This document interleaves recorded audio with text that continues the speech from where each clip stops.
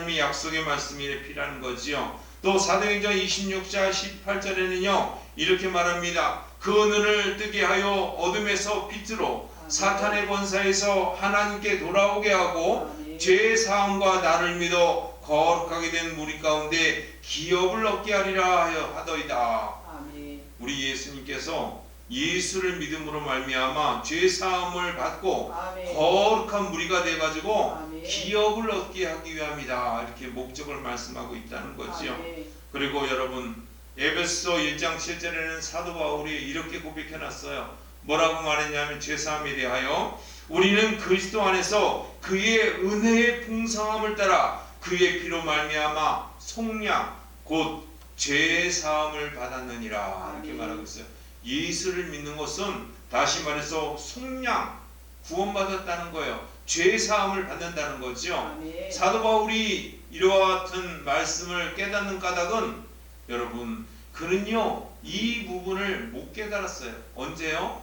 그가 다메섹의 길을 걸어가고 있을 때 예수님이 만나고자 하기 위해 찾아오기 이전에 사도 바울은요 사울이라고 하는 그러한 사람의 신분을 가지고 이 기독교인들을 탄압하기 위해서 병사들을 이끌고 대제사장이 이끌고 있는 그러한 병사들을 위임받아 가지고 위임장을 가지고 기독교인들 예수 믿는 자들을 탄압하려고 그렇게 다메섹을 걸어가고 있었거든요. 그 다메섹을 걸어가고 있었던 사도 바울은요 예수님을 만나기 이전에 이 사울은 여러분 속량함 예수를 믿어야 죄의 사함을 받는다는 사실을 하나도 몰랐다는 거예요. 그런데 그 사도 바울이 예수님께서 찾아오시고 사울아 사울아 이렇게 다메섹 도상에서 그를 부르시고 그를 만나주심을 통하여 하나님만 믿는 것이 답이 아니라 예수를 믿음으로 죄사함을 받는 것이 은혜로구나 하는 것을 깨달았다는 거예요. 여러분 예수를 믿는 것은 죄사함을 받는 일이고 죄사함을 받는 것은 중요한 일이에요. 그래서 예수를 믿는 거지요.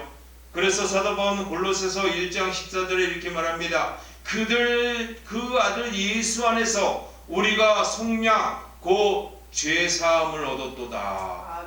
그렇게 고백하는 거예요. 이게 기독교인의 진수이기도 합니다.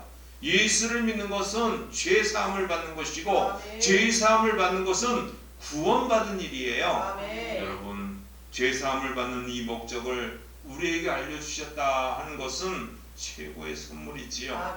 여러분 선물을 소유하고 있다는 것을 잊지 않는 저 여러분 되기 바랍니다. 세 번째 교훈은요 이제 13절부터 20절까지의 말씀을 통해서 증거하는데 바로 좋은 땅을 갖추는 신앙을 소유해야 한다 이렇게 말하고 있어요. 좋은 땅이란 어떤 땅일까요? 여러분 씨앗은요 하나님의 말씀을 증거합니다. 하나님의 말씀이라고 말해요. 비유로 말씀하시지만 씨앗은 말씀이에요. 하나님의 말씀인데 이 말씀이 우리에게 선포되어지고 선포는 캐리그마 이렇게 말하잖아요. 그런데 이 선포되어졌을 때 그 말씀을 받는 자들이 어떤 상태에 있느냐가 중요하다는 거예요. 그 상태들을 오늘 본문은 이렇게 말합니다. 13절부터 설명하고 있어요. 뿌리는 자는 말씀을 뿌리는 것이라 이렇게 설명해 주고 있으면서 말씀이 길가에 뿌려졌다는 것은 그냥 아무나 주워 먹을 수 있는 그런 위치 속에 있다는 거예요. 그런 속에 있을 때 이 말씀을 들을 때 사탄이 와가지고 즉시 와서 뿌려진 말씀을 다 걷어가 버렸다는 거예요. 우리가 죽기도 전에 사탄이 손을 써가지고 그 하나님의 말씀을 다 걷어가 버렸다는 거예요. 그리고 돌밭에 뿌려졌다는 것은 이들을 가리킴이니 말씀을 들을 때 기쁨으로 받았어요. 말씀을 딱 주니까 그 말씀을 바로 빨아들이긴 했어요. 스펀지처럼 빨아들이기는 했는데 근데 문제는 뿌리가 없어가지고 그 뿌리가 견고하게 내릴 수 없다는 거예요. 기쁨으로 받은 것까진 좋았는데 그 말씀이 내 안에 뿌리를 내리지 못하고 어떻게 됐다는 거예요? 바로 환란과 박해가 일어날 때 뿌리가 없으니까 견고하지 못하니까 흔들려서 없어졌다는 거예요. 싹이 나지 못했다는 겁니다. 꽃을 피우지 못했다는 뜻이에요. 그리고 또 어떤 이는 가시떨기에 뿌려진 자니 이들은 말씀은 듣기는 하되, 가시떨기에 떨어졌다는 것은 말씀은 들었어요. 또 뿌리도 내리는 그런 속에 있지만 문제는 뭐냐 하면 염려, 세상의 염려가 그 안에 들어오고 또 재물의 유혹, 재력적인 유혹, 물질의 유혹, 욕심에 빠져가지고 들어가지고 말씀을 막아버려서 듣기는 들었고 결실을 맺으려고 하는데, 그런데 결실까지는 이루지 못하는 단계에 이르렀다는 거예요. 꽃을 피고 그리고 열매를 맺어야 되는데 꽃과 열매를 맺을 수 없는 단계, 이런 단계에 이르렀다는 거지요. 이것을 마태복음 13장 23절에는요 뭐라고 표현했냐면 이렇게 표현했어요. 좋은 땅에 뿌려졌다는 것은 말씀을 듣고 깨닫는 자니 결실하여 어떤 것은 100배, 어떤 것은 60배, 어떤 것은 30배가 되라 하시더라, 이렇게 말하고 있어요.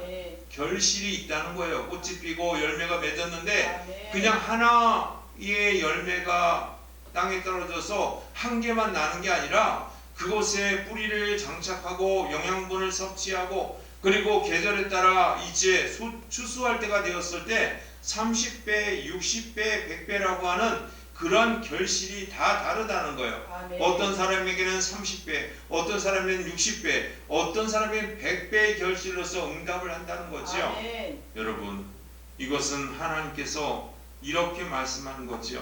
누가복음에는요 이 말씀에 대하여 자세히 이렇게 설명해 놨어요. 아주 알아듣기 쉽게 설명해 놨어요.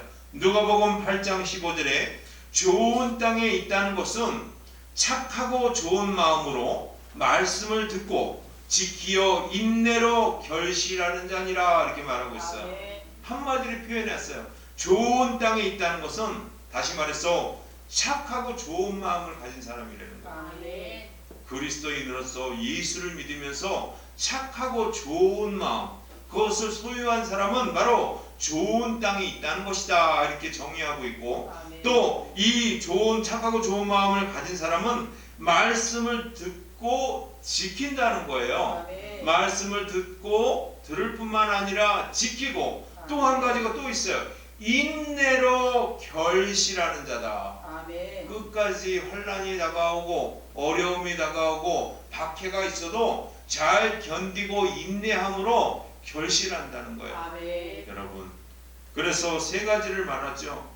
좋은 땅이 있다는 것은 착하고 좋은 마음을 소유해야 되고, 또한 이 좋은 마음을 가지고 있다면 말씀을 듣는 일에 열심을 내야 한다는 거예요. 말씀을 듣는 일로 열심을 낼 뿐만 아니라 그 말씀을 듣고 지키고 인내해야 한다는 조건이 붙어요. 여러분, 세상을 살아가면서 그냥 되는 것은 없지요. 하나님의 말씀도 마찬가지입니다. 말씀을 잘 듣고 그 말씀 가운데 이제 뿌리를 내리고 그것을 지키고 그것을 인내함으로 잘 뿌려나가는 그런 삶을 살 때 하나님께서 감사라고 하는 축복을 우리들에게 내려주신다는 사실을 잊지 않는 저와 여러분 되기 바랍니다. 기도하겠습니다. 살아계신 아버지 하나님, 오늘 감사의 조건을 우리에게